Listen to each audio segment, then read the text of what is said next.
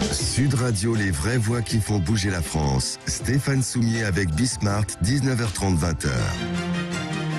Salut à tous, c'est Bismart sur Sud Radio. On va partir à Carpentras dans le Vaucluse. Vous allez voir, on va s'intéresser à la façon en fait dont les chefs d'entreprise aujourd'hui veulent changer le monde. Voilà, en toute humilité. Donc c'est parti et on commence avec Juste Bio. Franck Bonfils qui est avec nous. Bonjour Franck. Bonjour. Fondateur, alors un air d'ici Juste Bio, c'est quoi le... C'est les deux qui vont ensemble. Un air d'ici Juste Bio, c'est l'intégralité. Un air d'ici est le nom de la société Juste Bio et sa marque. Sa marque commerciale. C'est ça. Vous faites du vrac. Exactement. Faut dire d'un mot quand même que vous faites quand même 78 millions d'euros de chiffre d'affaires, que vous serez à 100 millions d'euros de chiffre d'affaires dans quoi, dans 2 ans, vu le rythme. Ouais, voilà. 130 salariés. Mais en fait, tout pareil, ça, dans 2 ans, il y en aura 200. C'est ça. Mais tout ça n'est que l'illustration économique de la réussite d'un modèle. Et en fait, le modèle, c'est quoi? C'est celui de l'engagement. Vous le dites très bien. En fait, ce qu'on cherche, c'est du sens. Ce qu'on cherche, c'est de l'engagement. Chez un air d'ici, quand j'ai créé l'entreprise, moi, Juste Bio et sa marque, en fait, j'avais 2 sujets. C'était la réduction du gaspillage alimentaire. 2, la réduction des emballages polluants. En fait, faire en sorte qu'une entreprise donne du sens à ce qu'elle fait. Et j'ai réussi, grâce à ça, à emmener non seulement l'adhésion des consommateurs, mais aussi et surtout l'adhésion des salariés. Et créer, en fait, quelque chose qui m'a dépassé complètement. J'imaginais pas, vous savez, moi j'ai créé l'entreprise dans ma chambre d'étudiant. Je vais vous bousculer un tout petit peu, Franck, parce que le temps tourne très vite. Oui. Ce qui est formidable, en fait, dans ce que vous dites, c'est qu'à partir du moment où c'est un entrepreneur qui s'en occupe, mais vous allez résoudre les problèmes les uns après les autres de manière très pratique. Moi, j'ai découvert un truc, par exemple, allons-y, que je n'imaginais pas. Il suffit pas de mettre des distributeurs de vrac dans les supermarchés. Il faut aussi finalement des gens pour les vendre. Il y a des vendeurs de vrac. C'est ça C'est ça, c'est exactement ça. En fait, le vrac est indissociable du service. On voit que la partie émergée de l'iceberg, ces silos que vous voyez en magasin. Et ces silos que vous voyez en magasin, s'ils sont là aujourd'hui, c'est parce qu'au départ, on m'a opposé un refus. Et vous le disiez très bien, le rôle d'un chef d'entreprise, c'est de trouver la solution à un problème qui se pose. Chaque jour, il y en a un nouveau. Quel problème vous avez eu? En fait, c'était non, ça marchera pas. En grande distribution, on me disait, mais attendez, c'est compliqué, on va avoir de la casse. C'était il y a 5 ans, on va avoir de la casse, on va avoir de la perte, on va avoir des problèmes de traçabilité, de nettoyage, etc. Il a fallu résoudre tous ces problèmes. La meilleure manière de les résoudre, ça a été de dire, ok, laissez-moi de la place, moi je vais venir avec mon meuble, avec mon personnel, avec mon process, et on va gérer ça. Et aujourd'hui, on a effectivement du personnel Juste Bio partout dans les supermarchés qui remplissent. Est-ce qu'il faut des vendeurs de vrac? Qu'est-ce qu'il y a de particulier avec le vrac? Alors, ils sont pas vendeurs. Ils sont simplement démonstrateurs. Ce sont des merchandisers, ce sont des gestionnaires, des techniciens. Le vrac, il n'arrive pas par lévitation dans les trémies. Il faut le remplir, et d'autant plus aujourd'hui avec les enjeux autour de l'hygiène et de la sécurité alimentaire qu'on a. Il faut de vrais professionnels qui vont remplir une trémie qui est hermétique, donc avec un process. Il faut quelqu'un qui va remplir un cahier de traçabilité pour assurer la traçabilité du produit, puisque là on n'a pas un produit emballé quand on est chez nous. Mais bien sûr. On n'a pas. Il faut un process de nettoyage. C'est très important de nettoyer ces trémies. Mais bien sûr. Voilà. Et donc tout ça est indissociable d'un vrai service fait par des professionnels. Et on le voit très bien, mon modèle, il est très particulier. Parce qu'il n'y a pas la place pour 2. Dans le vrac, on ne peut pas avoir 3 sortes d'amandes de 3 fournisseurs différents puisqu'il n'y a pas de packaging. Donc on ne fera pas la différence. Oui, mais il pourrait y avoir votre marque sur ce que vous appelez le trémies, un mot que j'apprends d'ailleurs, j'en suis ravi, merci. Mais il pourrait y avoir votre marque dessus et puis une autre marque à côté. Oui, mais quel est l'enjeu? Aujourd'hui, l'enjeu, c'est justement de proposer un produit sans emballage, donc sans marketing, au meilleur prix et dans les meilleures conditions d'hygiène. Voilà, c'est ça le concept du vrac. Et c'est pour ça qu'aujourd'hui, j'allais dire les nouveaux entrants, en tous les cas, les nouveaux enjeux du vrac, c'est pour les marques, pour les grosses marques nationales, comment craquer ce mode de distribution pour pouvoir proposer nos produits. En fait, ils sont en train d'essayer de le craquer en voulant introduire du packaging à l'intérieur. Un exemple, pourquoi on ferait en vrac des biscuits qui sont conditionnés à l'unité? C'est complètement idiot, vous voyez. Donc quand je dis qu'il faut garder le cap et garder du sens, c'est-à-dire que chaque unité est emballée, c'est ça que tu veux dire. Ben oui, ça n'a pas de sens. Voilà, mais bien sûr. Des marques qui se disent, moi je vais faire des biscuits en vrac, très bien, je vais vendre des biscuits pré-emballés à l'unité en vrac. Vous voyez la logique du truc? Donc voilà, il faut garder du sens. Parce que vous allez tout au bout du concept, parce que au bout du concept, il y a aussi, parce qu'il faut, j'allais dire au bout du concept, il faudrait presque les prendre dans ses mains, les amandes qui tombent. Bon, on n'en est quand même pas là. Et donc, il faut un emballage quand même pour récupérer ces amandes, mais vos emballages à vous, le boulot, justement, c'est qu'ils soient totalement recyclés, biodégradables, voilà. Exactement, mais c'est même pas au bout, c'est en amont qu'on va. Puisque, avant d'arriver dans cette trémie, les produits sont conditionnés, mais ça personne ne le voit, le consommateur ne le voit pas.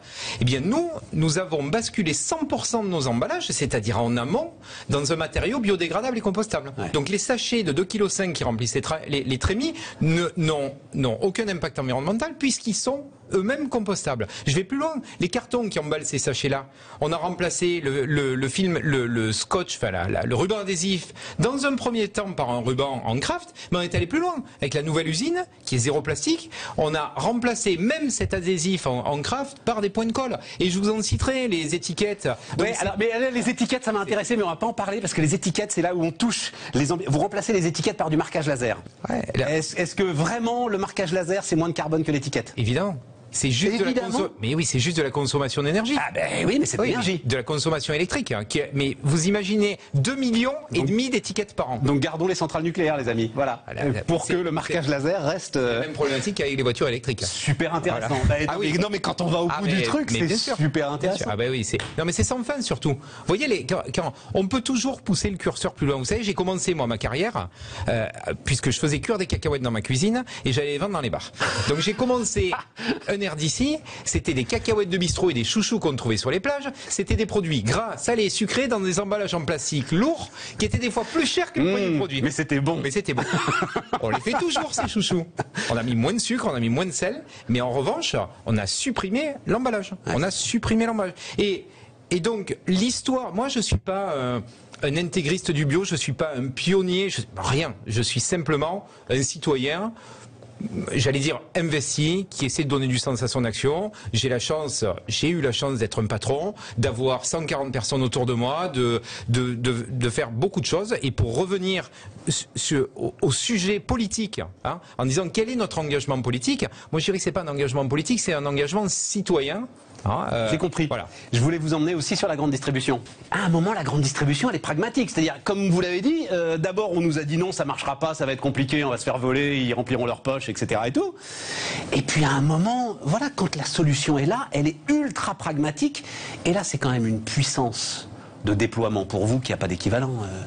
Exactement. En fait, ce que vous dites est très juste à deux titres. Un, la grande distribution aujourd'hui est génératrice de volume. Et effectivement, quand on veut se déployer, quand on veut se développer réellement dans l'alimentaire, on a cet appui-là et cet appui fort en volume. Et deux, c'est un vecteur énorme de démocratisation. Il m'aurait été beaucoup plus facile, au départ, d'aller proposer mon concept de vrac, là où ça existait déjà. Dans les magasins spécialisés bio. Et oui, mais sauf que on vend aujourd'hui en France 25 kilos de produits chaque minute en grande distribution. Ça veut dire que c'est des millions de consommateurs qui n'étaient pas du tout sensibles ni à l'environnement, ni à la réduction du gaspillage alimentaire qu'on a réussi à convaincre.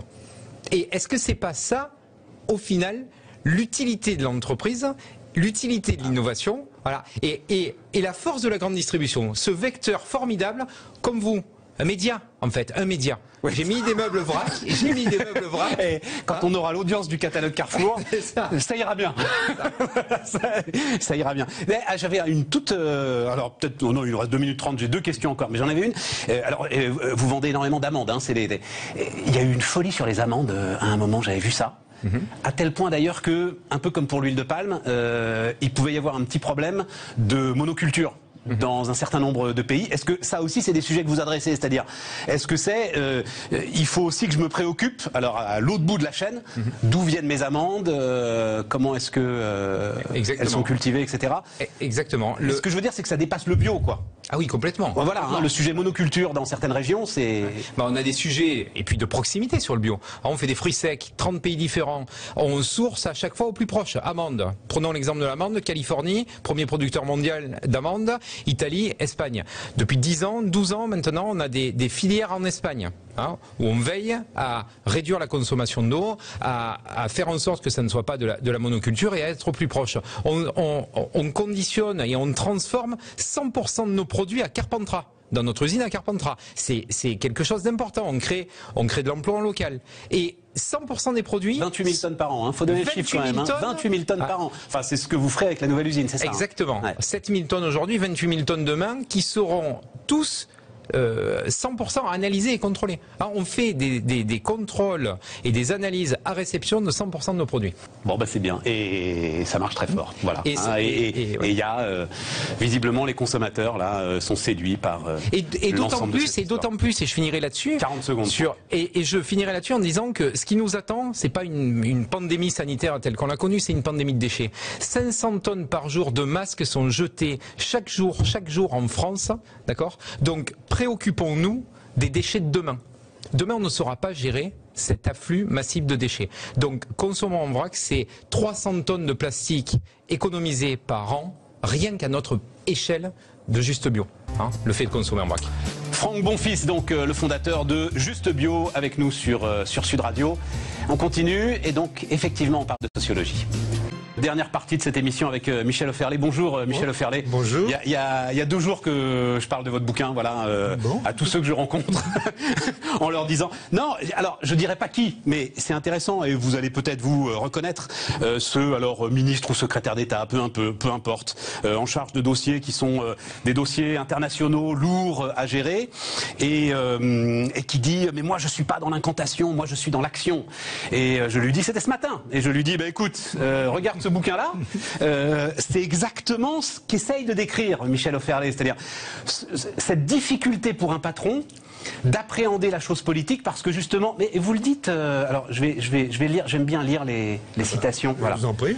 L'un de ses patrons le dit comme ça: pour se faire élire, il faut faire de la démagogie. Enfin, c'est pas obligatoire, mais ils sont quand même obligés. Ils peuvent pas dire exactement ce qu'ils vont faire. Moi, dans l'entreprise, je peux dire, les gars, mondialement, voilà où on veut aller, voilà ce qu'on veut faire, voilà comment on va le faire, et puis on le fait.